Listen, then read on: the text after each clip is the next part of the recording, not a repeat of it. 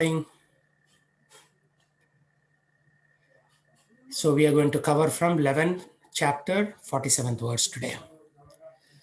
Shri Bhagavan Uvacha Shri Bhagavanuvacha Maya Prasannena Tavarjunedam Maya Prasannena Tavarjunedham Rupam Param Darshitam Atma Yogat Rupam Param Darshitam Atma Yogat Tejo Mayam Vishwam Ananta Adyam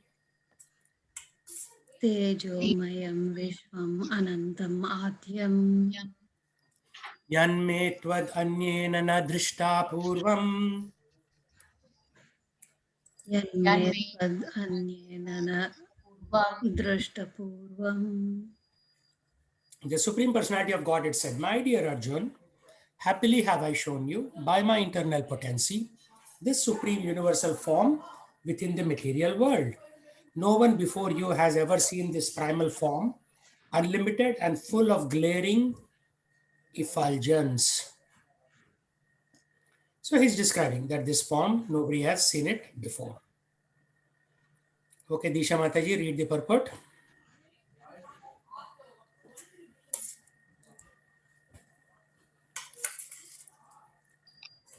Yes, Prabhu. Arjuna wanted to see the universal form of Supreme Lord. So Lord Krishna, out of his mercy upon his devotee Arjuna, showed his universal form, full of effulgence and opulence. This form was glaring like the sun, and its many faces were rapidly changing. Krishna showed this form just to satisfy the desire of his friend Arjuna. This form was manifested by Krishna through his internal potency, which is unconceivable by human speculation. No one had seen this universal form of the Lord before Arjuna. But because the form was shown to Arjuna, other devotees in the heavenly planets and in other planets in outer space could also see it. They had not seen it before, but because of Arjuna, they were able to see it. In other words, all the disciplic devotees of Lord could see the universal form which was shown to Arjuna by the mercy of Krishna. Someone has commented that this form was shown to Duryodhana. Also, when Krishna went to Duryodhana to negotiate for peace. Unfortunately, Duryodhana did not accept the peace offer, but at that time, Krishna manifested some of his universal forms. But those forms are different from this one shown to Arjuna. It is clearly said that no one had ever seen this form before. So it is clearly said no one has ever seen this form before. This is Swami Prabhupada's statement. In Mahabharata, in one place, it is said that Duryodhan may have already seen this form when Lord Krishna went there. However, Swami Prabhupada clearly says no one has seen. So what Duryodhan saw is a very different form. So it is not the Vishwarupa. Any comments on that one?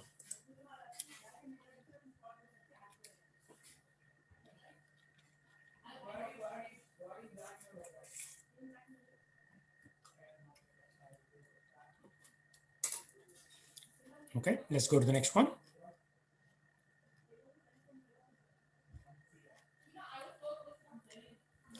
न वेदयज्ञाधनेर्न धानेर्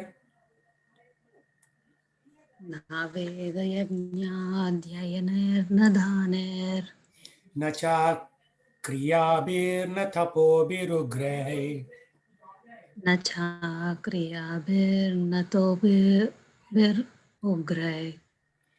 एवं रूपाः सख्य अहं निर्लोके एवं रूपा सख्य अहं नृलोके द्रष्टुं त्वदन्येन कुरु प्रवीराम्. Drashtam tvadanyena kuru pravira. O best of the Kuru warriors, no one before you has ever seen the universal form of mine. For neither by studying the Vedas, nor by performing the sacrifices, nor by charity, nor by pious activities, nor by severe penances can I be seen in this form in the material world.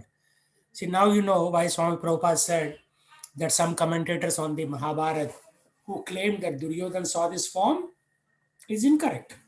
Why? It's clearly saying here no one before you has ever seen this universal form of mine. People who studied the Vedas, people who do yajnas, people who do dana or pious activity, nor by the severe penances like austerities, penances, tapasya, can I be seen in this form in the material world. That's it. Chapter close. Right? There is no question of any room for doubt. Although some commentators say that, Krishna himself is saying, nobody has seen this Baba. You are the first to see this. Vishwarupa.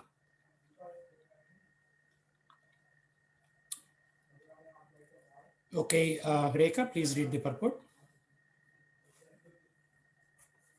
Yes, Prabhuji. The divine vision in this connection should be clearly understood. Who can have divine vision? Divine means godly. Unless one attains the status of divinity as a demigod, he cannot have divine vision. And what is a demigod? It is stated in the Vedic scriptures that those who are devotees of Lord Vishnu are demigods. Vishnu Bhakta Smrito Daiva. Those who are atheistic, that is, who do not believe in Vishnu or who recognize only the impersonal part of Krishna as the supreme, cannot have the divine vision. It is not possible to decry Krishna and at the same time have the divine vision. One cannot have the divine vision without becoming divine. In other words, those who have divine vision can also see like Arjuna. Excellent point here. One cannot have the divine vision without becoming divine. So, if you want to meet somebody like a top businessman, president of a country, you better be somebody important, right? You not come and meet everybody unless there is something special about them, right? So, one cannot similarly have a divine vision without becoming divine. So, those who have divine vision can also see like Arjuna, which means if we purify ourselves, if we purify ourselves by chanting the Hare Krishna mantra, we can also get the divine vision of Krishna just like Arjuna saw. Not so difficult. And we get the glimpses also. Sometimes people tell me in the temple, for a moment, I felt Krishna. For a moment, I got so much bliss. But then I hoped, I wished that it stayed with me, but it did not.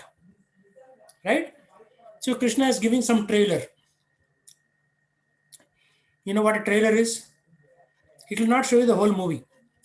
In 1 minute or 2 minutes, it will give you key glimpses so that you are tempted to watch the movie by paying $10, $15.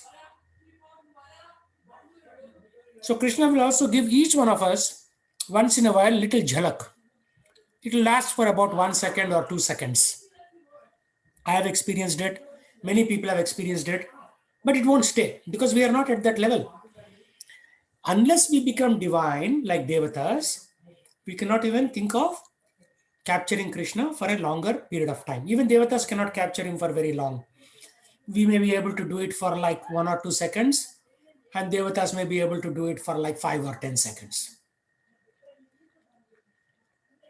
But nobody can capture Krishna like a pure devotee. If there's a pure devotee, then they can capture Krishna in the heart, just like the song, right? Mama mana mandire rahanishidin Krishna Murari Sri Krishna Murari Bhakti Priti Mala Chandan Tumi Niyo He Niyo Chitonandan जीवन मरण तवा पूजा निवेदन सुंदर है मनहारी मम मन मंदिरे रहा निषिदिन Krishna Murari Sri Krishna Murari. So Mama Mana Mandire. Man means mind. Mandire means temple. Mama Mana Mandire Raha Nishidin. Means every day you stay in my temple, Krishna. Why do you want to go somewhere else? You just sit in my temple. And where is the temple? It is in my man, my heart. Normally people say man, they show their head like brain. No. Man means heart. Mama Mana Mandire Rahanishidin Krishna Murari. You stay with me, Krishna, every day. Like Prabhupada used to say sometimes, one of his disciples went. He came with a disheveled appearance. Disheveled means he looked disturbed, his hair was scattered, and clothes were a little ruffled. And his disciple asked, Prabhupada, what are you doing inside? Oh, I was playing with Krishna. And she was like zapped, baffled, confused. She has never heard anybody who said, yes, I was playing with God. Right? So that is the bhava or mood that a pure devotee has. And then if you see, Tukaram in Maharashtra, there are various devotees, right? Who basically, to a certain extent, even Mirabai, who basically were capturing Krishna in their heart on an ongoing basis, not just for 1 second. We can all get 1 second glimpse of Krishna. But for him to stay, we are not pure enough. That is the challenge. He won't stay. He'll come and he'll just go, fleeting. Right? So, what does it say? Bhakti Preeti Mala Chandan. So, we need to have bhakti, devotion, and Preeti, love. Love is more advanced than devotion, actually. To attain love is the highest. To attain love of God is the highest. We don't have love. Our heart is like a desert right now.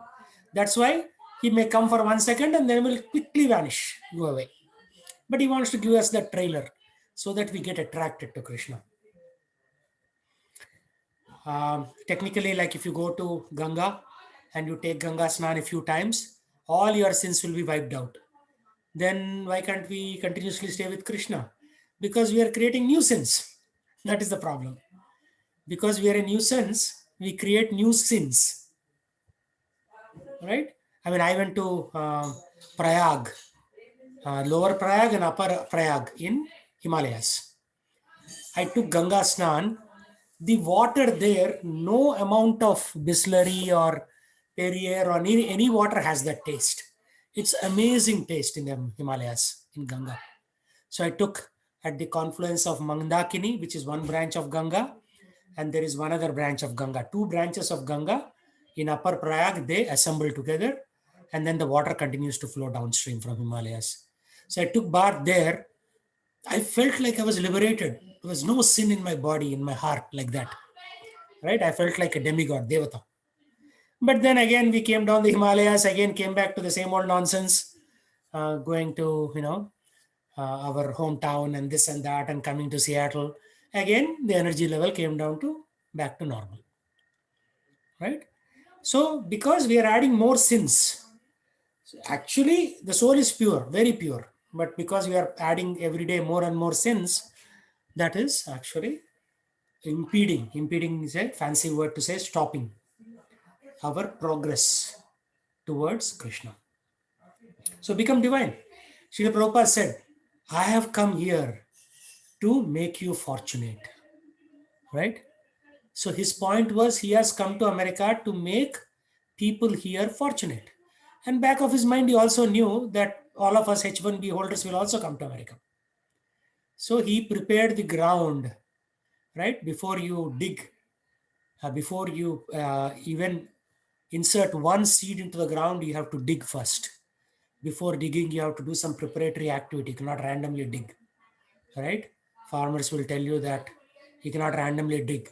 I was telling the farmer to whom I was going to give my land for initial cultivation in Texas, oh, why don't you run a tractor and dig? He said, oh, it's not so easy, sir. There are so many thorns on the ground that my tractor tire will be punctured. So first I have to clear that with a skip loader. Then I can run a tractor. And even when he is running a tractor, sometimes there are stubs of the trees which are cut. Their roots are still there. That will damage the tractor equipment. So there are various techniques before you can even prepare the land for cultivation. Right? So we have to prepare our heart to receive Krishna. And Srila Prabhupada already said, I have come here to make you fortunate. So he's already done 96% of the work. We have to do the remaining 4% of the work. He has given us the books, he has given us the temples, he has given us the process. And his process is called the sandwich program. Morning, every day, we should read Srimad Bhagavatam. Evening, every day, we should read Bhagavad Gita. So whatever nonsense we hear in office for the 8 to 10 hours, in this sandwich, it will just get, cut out. It will become like powdered, pulverized. So Prabhupada's program is fantastic. Religion has existed since human beings have existed, but nobody gave us the process, right? Step by step, easy to perform process to go back to Krishna. Prabhupada is the first, in my knowledge.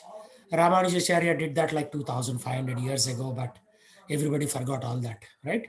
So after Ramanujacharya, Chaitanya Mahaprabhu came and he rectified a little bit, and now Srila Prabhupada is rectifying this religious process. And after maybe 5,000 years, we'll all again go back to our old ways, and again Krishna will send somebody, right? He's not going to leave us alone. He's going to still send somebody. Okay, continue, please.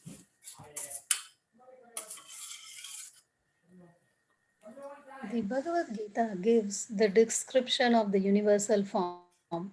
Although this description was unknown to everyone before Arjuna, now one can have some idea of the Vishwarupa after this incident. Those who are actually divine can see the universal form of the Lord, but one cannot be divine without being a pure devotee of Krishna. The devotees, however, who are actually in the divine nature and who have divine vision are not very much interested in seeing the universal form of the Lord. As described in the previous verse, Arjuna desired to see the four-handed form of Lord Krishna as Vishnu, and he was actually afraid of the universal form. In this verse, there are some significant words, just like Veda Yajna Yayanaihi, which refers to studying Vedic literature and the subject matter of sacrificial regulations. Veda refers to all kinds of Vedic literature, such as the four Vedas, Rig, Yajur, Sama, and Atharva, and the 18 Puranas, the Upanishads, and the Vedanta Sutra.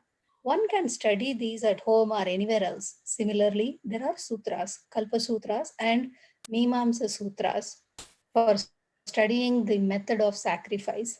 Danaihi refers to charity, which is offered to a suitable party, such as those who are engaged in the transcendental loving service of the Lord, the Brahmanas and the Vaishnavas. Similarly, pious activities refers to the Agnihotra and the prescribed duties of the different castes. And the voluntary acceptance of some bodily pains is called tapasya.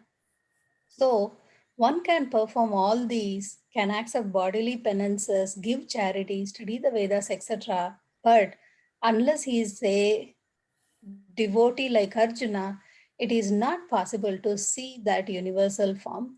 Those who are impersonalists are also imagining that they are seeing the universal form of the Lord. But from Bhagavad Gita, we understand that impersonalists are not devotees. Therefore, they are unable to see the universal form of the Lord. There are many persons who create incarnations. They falsely claim an ordinary human to be an incarnation, but this is all foolishness.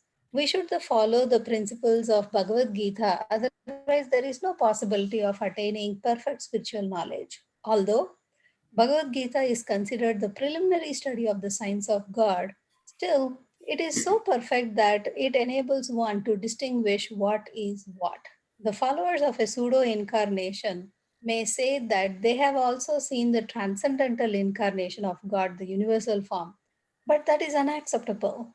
Because it is clearly stated here that unless one becomes a devotee of Krishna, one cannot see the universal form of God. So, one first of all has to become a pure devotee of Krishna. Then he can claim that he can show the universal form of what he has seen.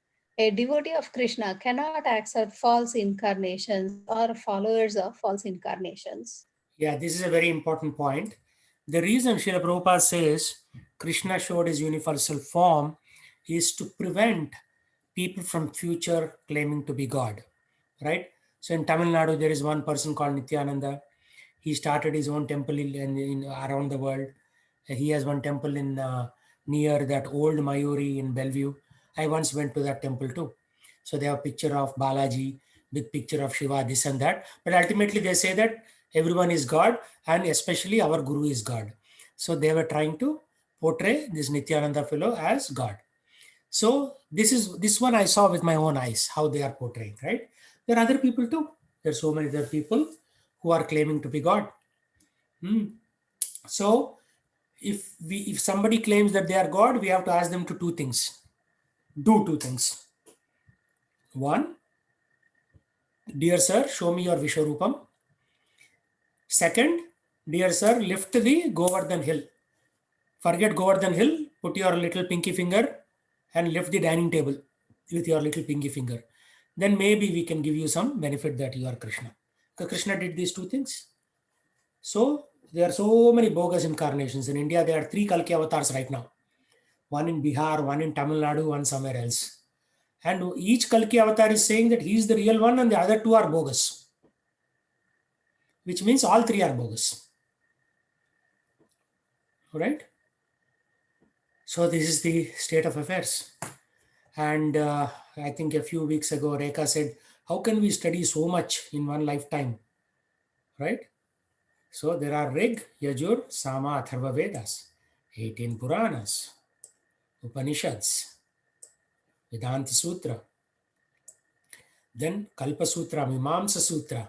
List goes on and on. So it's not possible to do all that.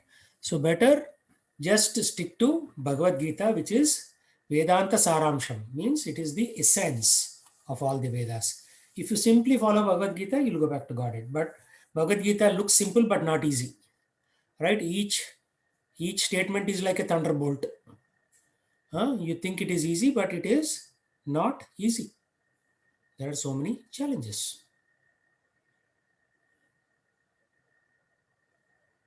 Okay, questions and thoughts.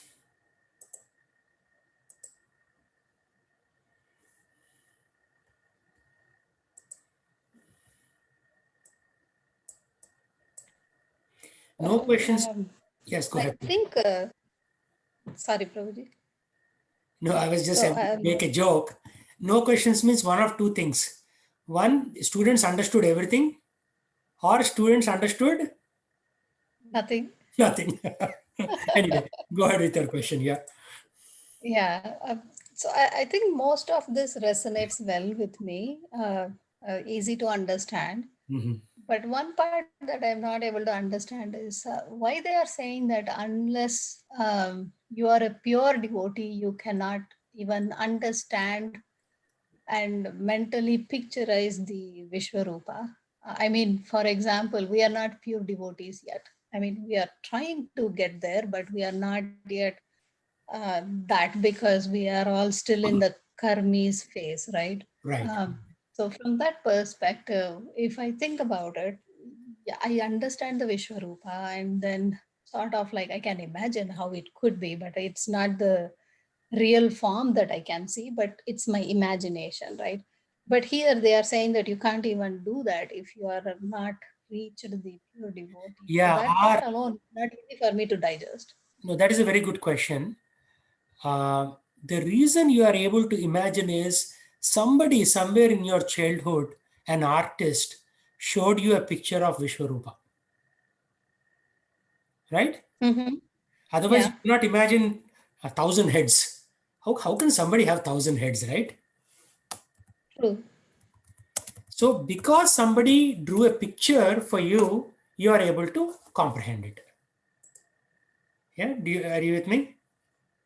Yeah. And Srila Prabhupada's disciples, by reading this chapter, they drew this picture. See, not only are heads here, but they are everywhere. 360-degree view. You see heads everywhere, right? Mm-hmm. Right?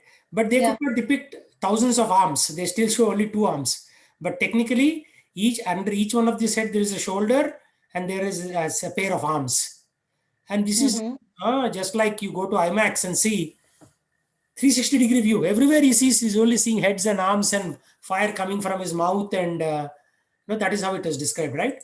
In some of them, they describe Vishwarupa as fire coming out of the mouth.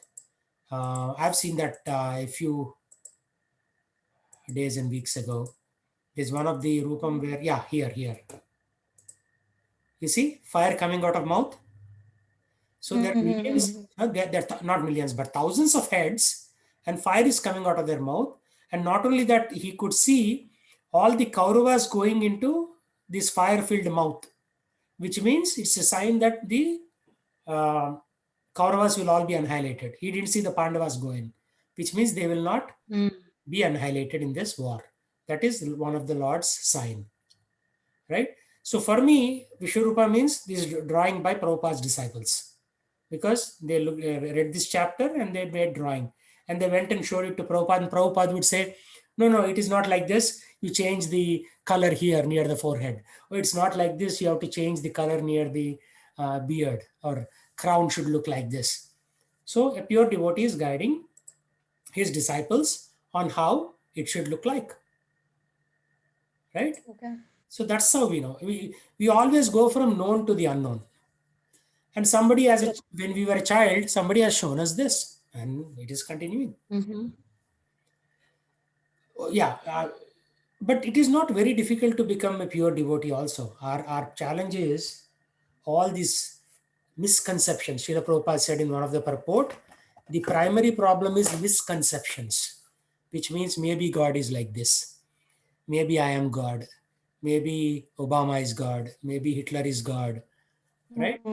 So people have these misconceptions. If you get rid of these misconceptions, then it's not very difficult actually. I've seen people who came into Krishna consciousness after me have progressed substantially. How is that happening? Because they're able to get rid of the misconceptions faster. Makes And sense. you'll also I was is Shushma Mataji on the call? Jaypal? No, Prabhuji, she's No? not there. Yeah, I remember Sushma was asking so many questions. I think In the Sushma has beginning, graduated yes. now. She doesn't need to attend this class. No, Prabhuji. She Yeah. got up with the kids. Yeah. So, No, basically, Sushma used to ask a lot of doubts. And one day when somebody else in the class asked doubts, I think Nitin asked some doubt, and Sushma was explaining to him, no, Prabhu, it is not like this. It is like this. Prabhupada says in this purport. So how did the transformation happen? Right? In a span of 3-4 years, she went from doubting everything to explaining to her classmates how it is and how Prabhupada explained this process. So it will happen to you also. It will happen to me also at some point. We will all get over our misconceptions and move forward. And, Okay. and part of the misconceptions is this whole Western style of education. In Western style of education, which was initially introduced by the British, both in India as well as in America and in many other colonies around the world, is the concept of independence. The traditional Vedic Indians were very dependent. Right? Even if with so many wars and attackers coming, okay, maybe they need the money, let them come. Right? Let them fight with us. We will fight to the extent possible. Otherwise, we will not even worry. They had a very different view of life. Very tolerant, very adjusting. And then this whole Western notion of independence and personal growth and all these concepts that we hear day in and day out in corporate America, they were all drilled into our heads. See, even in preaching, right, I find if I go to Pune or Hyderabad or Delhi and I talk about this subject, right, people nod their head and say, yes, sir, yes, Guruji, or yes, yaar, what you are saying is making sense to me, like that. But the same Indian, when he comes to America, does 2 years of master's degree, or at least works for 5 years in American corporations, he'll say, really? No. According to this theory, according to that theory, according to this theory. Why? Because more of this independence being drilled into their heads. Try teaching this stuff to your kids, because they are also going through this Western education in American schools. They will ask you hazard questions. So we have to de-educate ourselves. We have to then re-educate ourselves in the spiritual way. So just like, if somebody is like Damaradam ganja smoker, so they do two things. They put him in a camp and they de-addict him. So when they are de-addicting, they don't take away the ganja all at once. So first day they'll give him 5 grams, second day 4 grams, then for the next week 3 grams, next week 2 grams, then 1 gram, and finally they take it out. And then at the same time they are reinforcing some positive aspects. Like, I met with some drug addicts who I met at my Sweet Lord restaurant, our free restaurant, before we started the free food truck. So I sat with them, like 5 young boys, all between 18 and 22 or 23. And I said, what do you guys do? They said, we are all drug addicts, but we went to a de-addiction camp. And now we are on our path to becoming drug free. And they were very honest, right? They were not lying, covering it up or anything. So what is that re-education? Teaching positive aspects. So these de-addiction camps will teach you some spirituality, some yoga, some social welfare, concepts, how to love your neighbor, this, that, right? So you have to remove the negative and add the positive. And that's what we have to go through. We have to basically, there is a lot of toxins in our mind right now. The toxins have been introduced systematically over a period of 20-25 years in so-called education. Now we have to detoxify our mind and then add the positive aspects. Then within one lifetime, you'll be ready actually. So right now, the toxins are preventing you from accepting this fully, right? So yeah, because I've been practicing this for close to 18 years, I'm slightly ahead of you, but I'm not by any stretch totally out of the woods. I could still revert back to my old toxic lifestyle. So I have to be very careful, and so should you, right?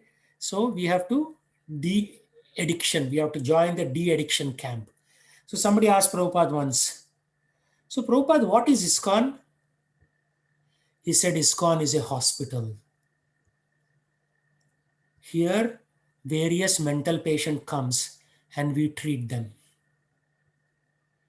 He said it's a mental hospital. He never said it was a temple. He said it's a he said a lot of times it's a temple, but as a response to that question, he said that this is a mental hospital where we have to cure people of their mental disease. And disease is too much identification with matter, right? You have to identify with matter, otherwise you will not even survive, right? So suppose you totally detach yourself from matter, you stop eating. Within a span of 30 days, you'll die. You'll still survive for 30 days. Because I've seen in our temple for the last 1 month, today is last day of Purushottam, many Matajis are eating only one time a day, 1 meal a day. And I was doing Ekadasi, I just broke my fast, literally 1 minute before the class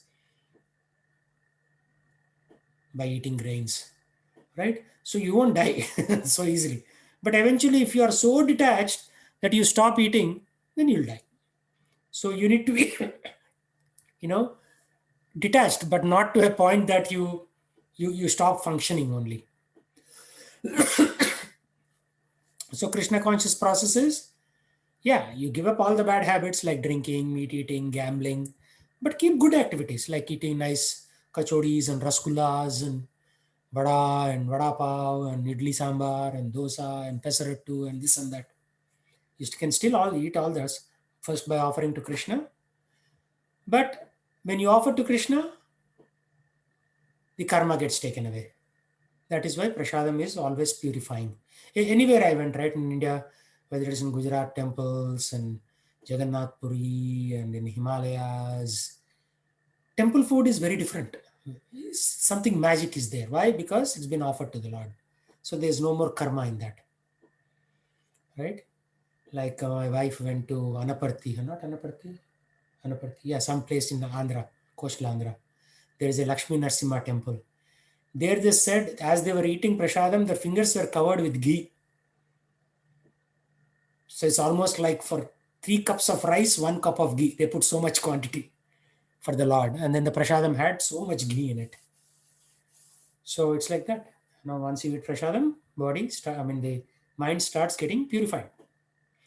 And voluntary acceptance of bodily pains, this is what we are doing. Again, in next week is Kartik Mass starting, right? When is it starting, Jaypal?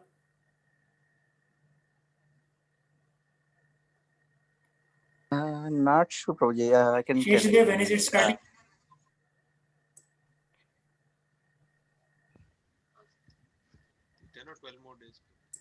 No.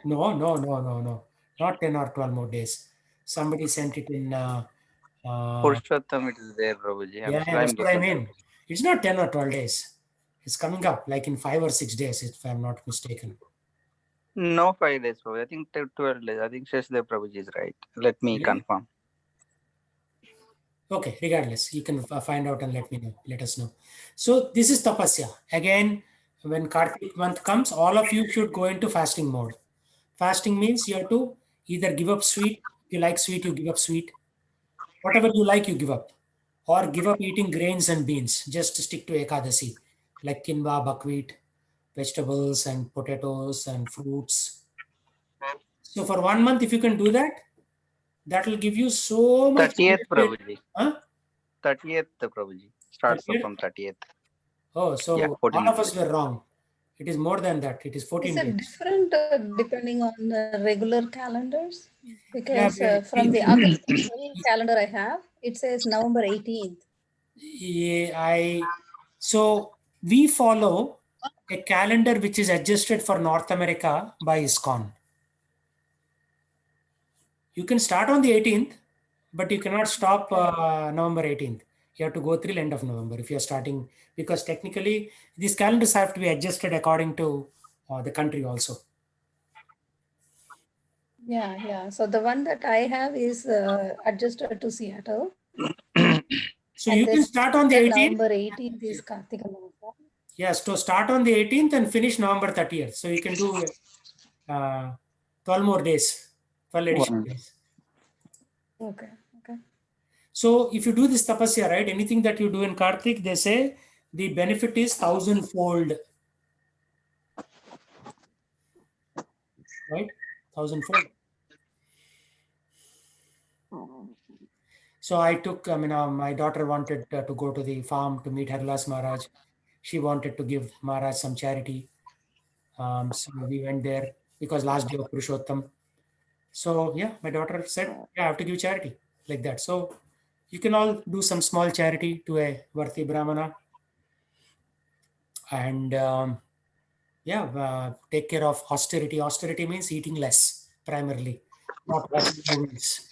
Like total no movies for 1 month, eating only one time a day or eating 2 times a day or 3 times a day, just Ekadasi, or just eating fruits. I know some people, they just survive on fruits for the whole month.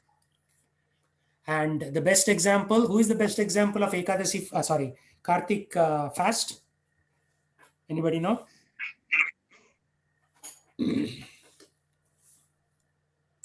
Nobody knows?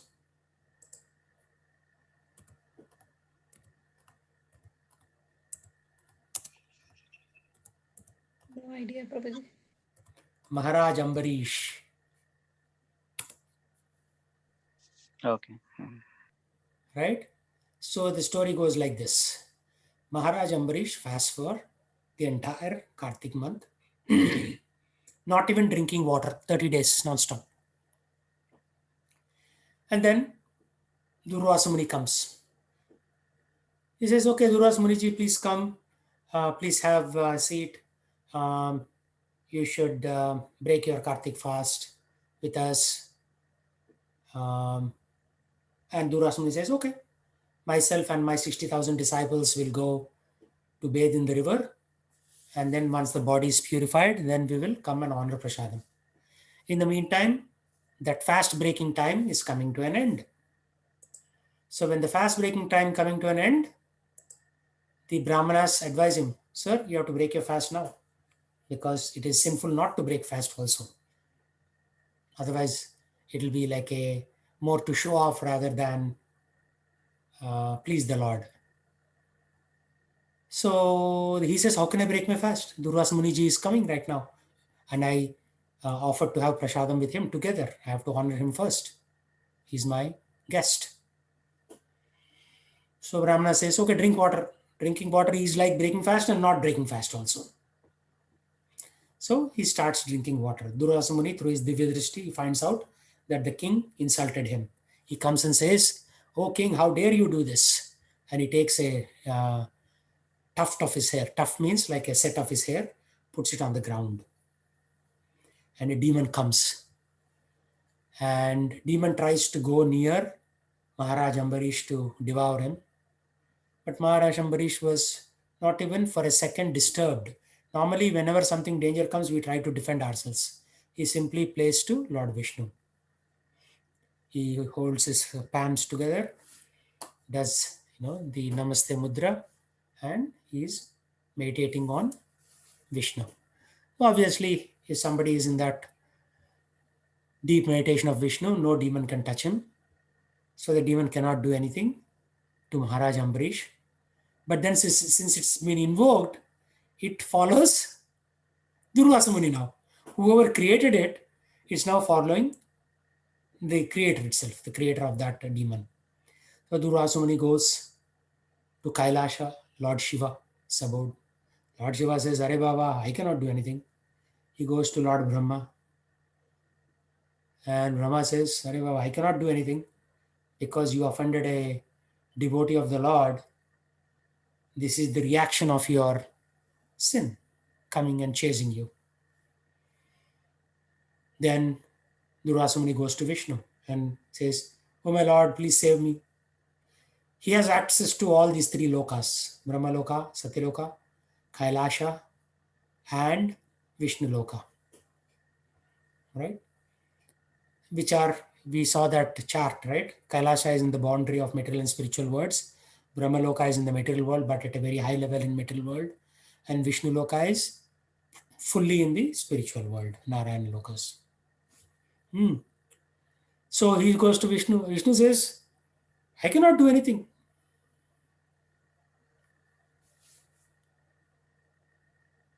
Whoever you insulted, you have to go and seek their forgiveness. So then Durvasa Muni comes back and he seeks forgiveness of Maharaj Ambarish. And at that point, the demon vanishes. So what is the lesson from this story?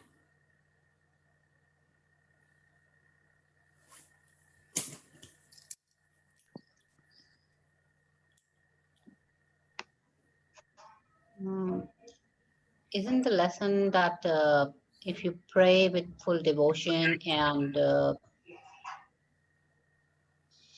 your prayers are heard and you have protection against the wrong? Yeah. The I missed other one. thing I can think of is if you offend a devotee or a Vaishnava, even God cannot save. It's not like God cannot save. God will not save you. Will not save, sorry. Yeah. God will not save. Will not save you. He can if he wants to. But he'll say, He you can, offended my sorry. devotee. How can I tolerate that? He says in Srimad Bhagavatam, Aham Bhakta Paradhino. I am subservient to my devotee. Paradhino, Adhin. I am under the Adhin, control of my devotee. So, how can you offend my devotee? right? That is not acceptable.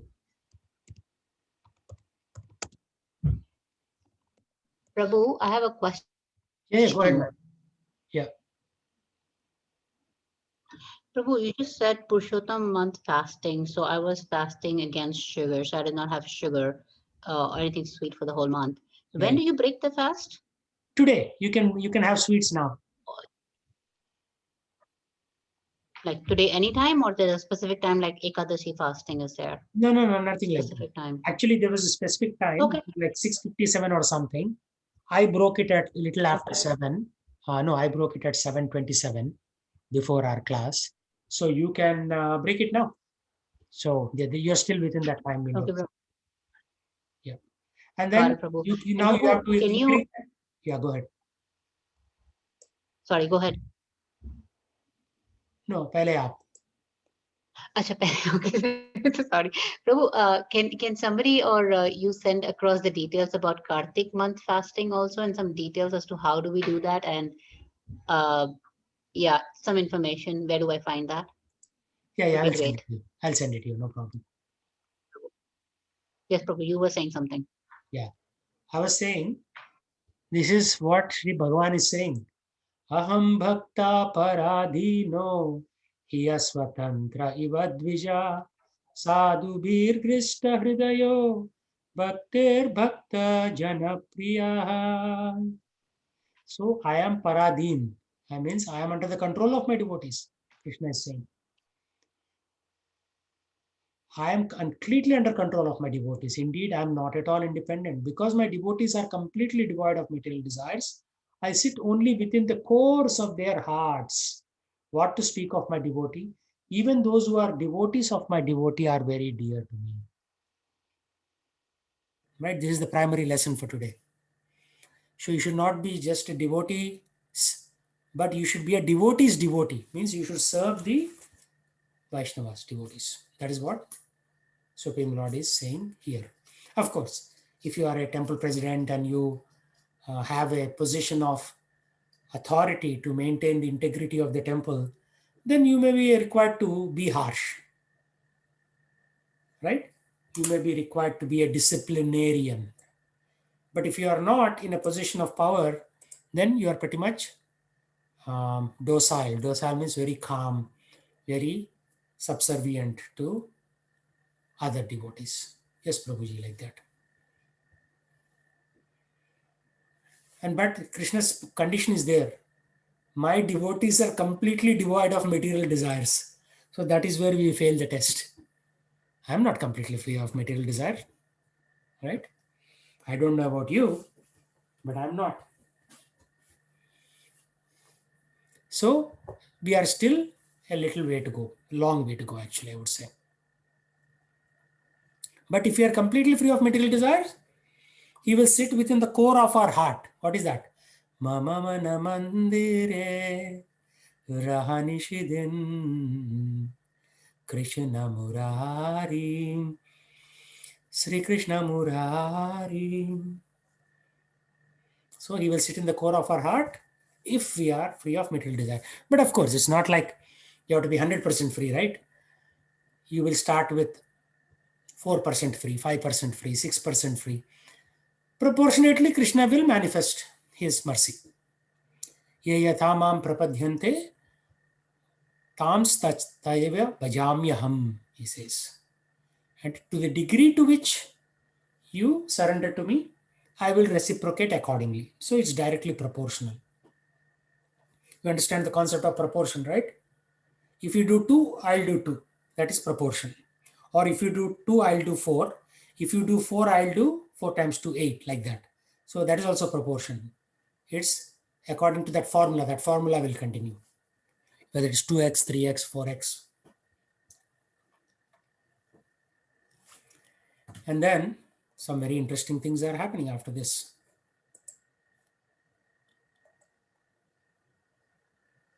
नाहम आत्मानमाससे मद्भक्तैर्साधुभिर्विना श्रियं चात्यांतिकं ब्रह्मन् येषां गतिरहं para. O best of the Brahmanas, Without saintly persons for whom I am the only destination, I do not desire to enjoy my transcendental bliss and my supreme opulences. So he's saying, if there are no saintly persons, I don't even want to enjoy. I will only enjoy if there are saintly persons around me. Right? So normally we talk of pleasing God. Here, God is talking of pleasing saintly people. Without saintly people, I will not even enjoy my life, he's saying. He will not enjoy his bliss. He will not enjoy his opulence. Opulence means a lot of grandeur, right? Like everything, we buy the things plastic. So Krishna has everything in gold. We may buy some imitation jewelry. Everything there in his dham is made out of chintamani, diamonds. Right? So he has so much opulence. But he will not enjoy those opulences unless there is a devotee around him. That's what he's saying. Right? What else? Let's see. Ye daraghara putraptha pranam viktam imam param hitva mam sharanam yataha katam tam styaktum utsahe. So what is he saying? Since pure devotees give up their homes, wives, children, relatives, riches, and even their lives simply to serve me without any desire for material improvement in this life or next, how can I give up such devotees at any time? Krishna is asking. Now comes the tough part. Are we ready to do this?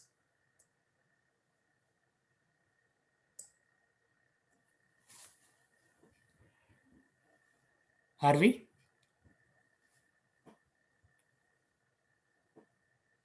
So one of the Acharya sings, Manas deho geho jo kichu mor arpilu tuva pade Nanda Kishore. Manasa, mind, Deho, body, Geho, everything else. Like, anything attached to my body, like homes, wives, husbands, children, parents, relatives, money, or even life. Manasa Deho Geho. Jo kichu more, whatever mera hai, jo bhi mera hai. Arpilu means offer. Tuva pade, to your lotus feet. Nanda Kishore. Right? This is where we fail. That is why we are not pure devotees. You see this? Rekha Mataji, you asked the question. You said, yes, we are not pure. Why we are not pure? We are devotees, but not pure devotees. Because we cannot give up these things so easily. Giving up means what? Not artificial renunciation, simply to serve me. Right? Like if you look at Ramadas, Tukaram, they had no attachment to anything. Right? They were just simply dedicated to the life. The six Goswamis, Chaitanya Mahaprabhu's disciples, they had no desire for anything. They were actually Rupa and Sanatan Goswami were assistants to Nawab of Bengal. Their annual salary was like a half a boatload of money. Even the boat is very small, half a boatload is still a lot of gold. So they were given gold coins, half a boatload of gold coins by the Nawab. But they gave it all up.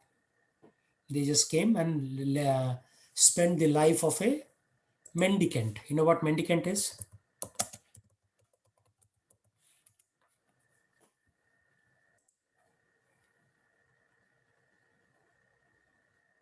So these are the six Goswamis.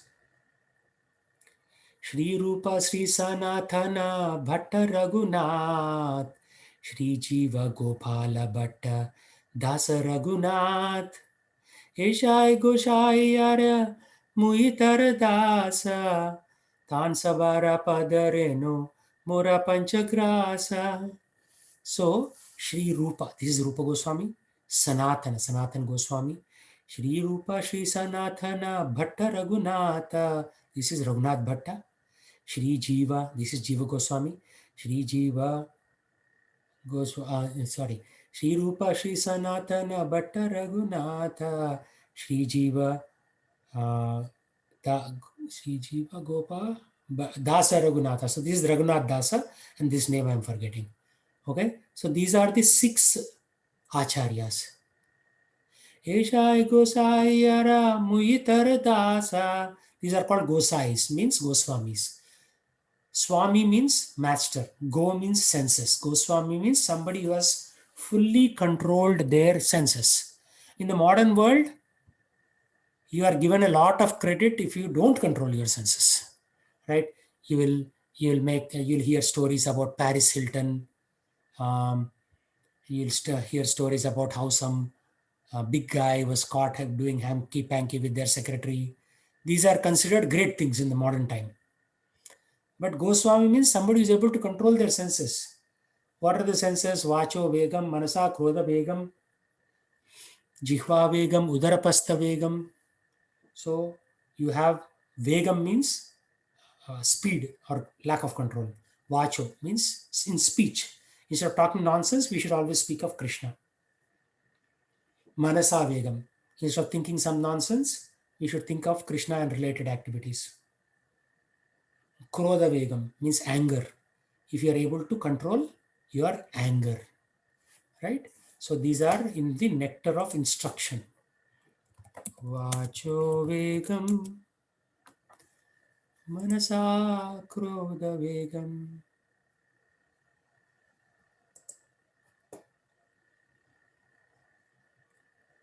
Swami Prabhupada ki jai. Where is Vacho? Yeah, this is the one. This is called Upadesha Amrita. Amrita means nectar. Upadesh means guidance.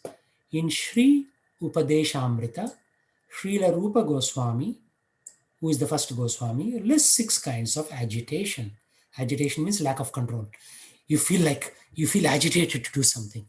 So Vacha means words, Manasaha, mind, Jihva, tongue, right? Why can't we fast? Because tongue is not allowing us to do that. Tongue will say, I want to eat this, I want to do that. Especially on the day of fasting, all the things that you don't want to eat look very tasty, very appealing.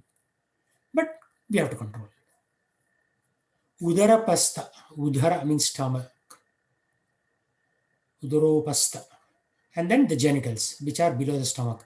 So if you see your voice, tongue, your manas, the heart, the udara, the tummy, and the genitals, which are used for reproduction, are all in one straight line. So if you can control your tongue by talking less nonsense or zero nonsense and eating only Krishna Prasadam, step 1, then your stomach will be controlled and your genitals will automatically be controlled. So that is natural family planning. Artificial family planning is using birth control pills or other devices. Natural family planning is by eating Krishna Prasadam and only having kids or having sex only for kids. That is natural family planning. So then he says, Etan vegan yo visaheta dhiraha sarvam api mam prithvim shashishyat. So sarvam, prithvim, like all over the world, you can make disciples, shishyat. A sober person who can tolerate the urge to speak, mind's demands, actions of anger, and urges of tongue, belly, and genitals, is qualified to make disciples all over the world. So Srila Prabhupada, he was able to control all this. He used to speak Krishna Katha. Mind always thinking of Krishna. He was controlling anger. Of course, he was angry at his disciples when they made some mistakes, and he would, be like a thunderbolt.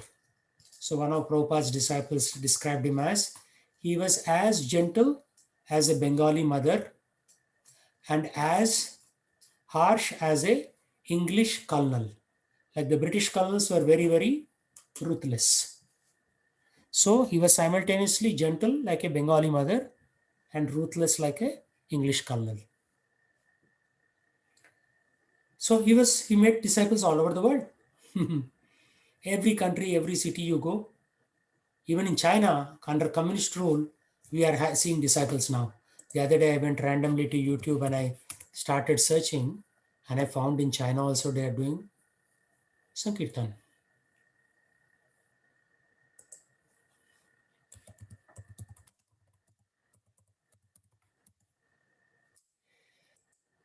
So this is Radha Krishna Prabhu, my teacher. Just like I am teaching you, he taught us. He's from Houston.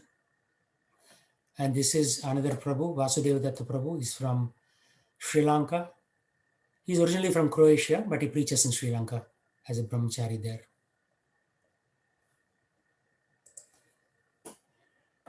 What was I going to search for?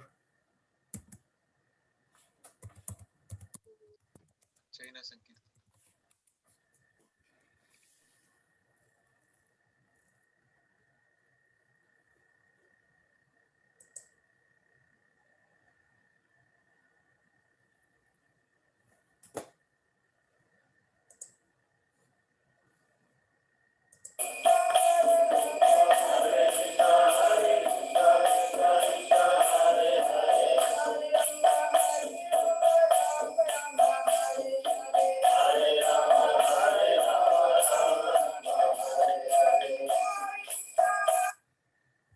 So that's one.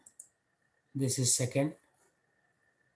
This is in China, actually, not Chinese devotees.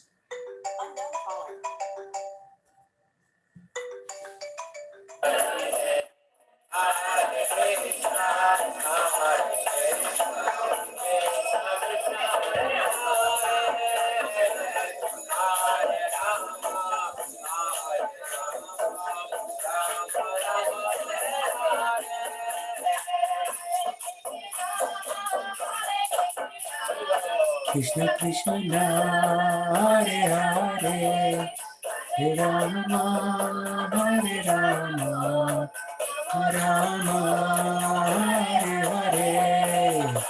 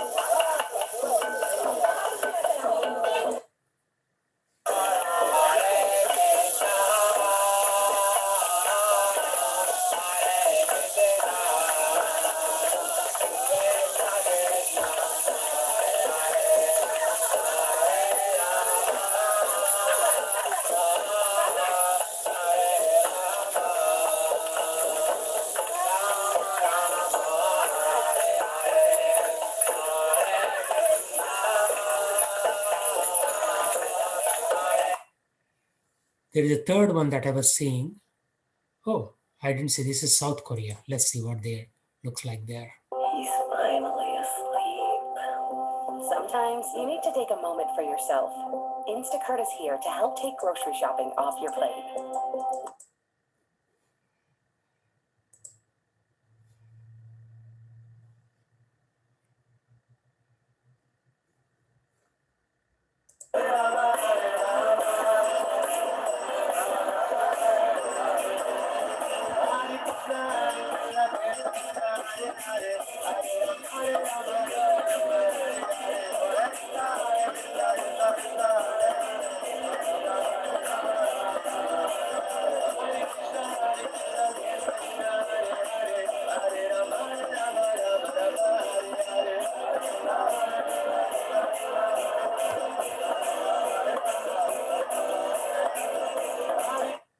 So you see that there is in China, in South Korea, everywhere it's going on. So can we do this, right? That's the question is, can we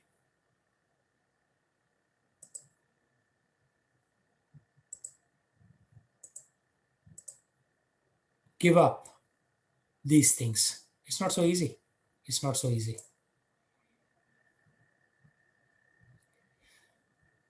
Okay, Sheshdev, can you read the purport?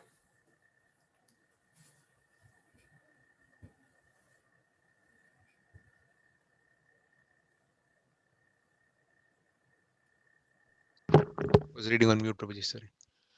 The Supreme Personality of Godhead is worshipped by the words Brahmana Devaya Go Brahmanataya Cha, Thus, he is the well-wisher of the Brahmanas. Durvasa Muni was certainly a very great Brahmana, but because he was a non-devotee, he could not sacrifice everything in devotional service.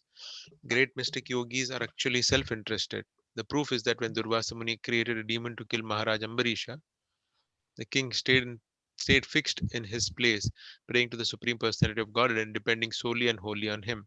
Whereas when Durvasa Muni was chased by the Sudarshan Chakra by the supreme will of the Lord, he was so perturbed that he fled all over the world and tried to take shelter in every nook and corner of the universe. At last, in fear of his life, he approached Lord Brahma, Lord Shiva, and ultimately the Supreme Personality of Godhead. He was so interested in his own body that he wanted to kill the body of a Vaishnava. Therefore, he did not have very good intelligence, and how can an unintelligent person be delivered by the Supreme Personality of Godhead? The Lord certainly tries to give all protection to his devotees who have given up everything for the sake of serving him. Another point in this verse is that attachment to Dharagara, Dharagara Putrapta, home, wife, children, friendship, society, and love is not the way to achieve the favor of the Supreme Personality of Godhead. One who is attached to hearth and home for material pleasure cannot become a pure devotee. Sometimes a pure devotee may have a habit or attraction for wife, children, and home, but at the same time want to serve the Supreme Lord to the best of his ability.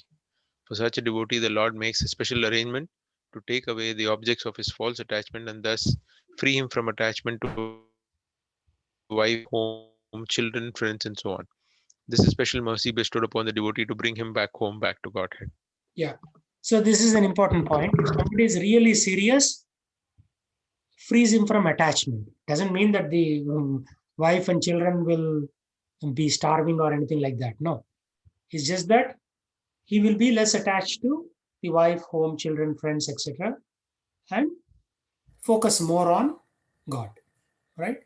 So special arrangement means it will be very interesting. Like how it will happen. What will happen is there will be some situation in which he will have to stay away from home for some time, and then he becomes more he has more time to perform devotional life. And I've seen this happen even in our own temple. One person, he went to some ashram in North India. Of course, his wife is still here in Seattle, and she works in a local company and all that. None of them are, bitter or anything like that. Husband wanted to kind of go and live in an ashram, so he left. And wife still comes. I see her many times doing the back altar service for the deities, putting their clothes away, jewelry away. So arrangement has been made. The Lord makes arrangements like that. So this is a special mercy bestowed upon the devotee to bring him back home, back to Godhead. Right? So at some point in our own lifetime, there may be special mercy bestowed on us by the Lord. Nobody loses in this special mercy. Everybody gains. Husband will make more progress, wife will also make more progress. And kids will also make more progress because what they see is now parents are individually very, very highly committed. And anyhow, you have to do that once you come to Vanaprastha stage. Not like until point of death, you will spend time with your wife or husband. At some point, I even told my wife at one of these days, I said, yeah, I mean, we have to, at some point, just travel to various holy dhams. Now that kids are getting educated, once they get a job and this and that, that's it. Enough is enough. Get the daughter married and just travel from dham to dham. That's what Vanaprasthas do. Take darshan of deities in various temples. And then if we are still alive after 70, 75, we can take sannyas. The men take sannyas. Women usually don't take sannyas. They just stay with their grown-up son or something like that. But ultimately, this Vedic system, the way it is designed, is that you raise a good family, and once kids grow up, very close to getting married or married, then the parents take off. Then they do all the Tirtha Yatra. The whole concept of Tirtha Yatra started from there. Not because Spirit Airlines or what is that thing in India called? SpiceJet has some special deals, so we'll do Tirtha Yatra. No, Tirthayatra started even before airlines were invented. The concept of Tirthayatra is that now kids are grown up, now you go from temple to temple and just focus on God. That's it. There is nothing else. Okay.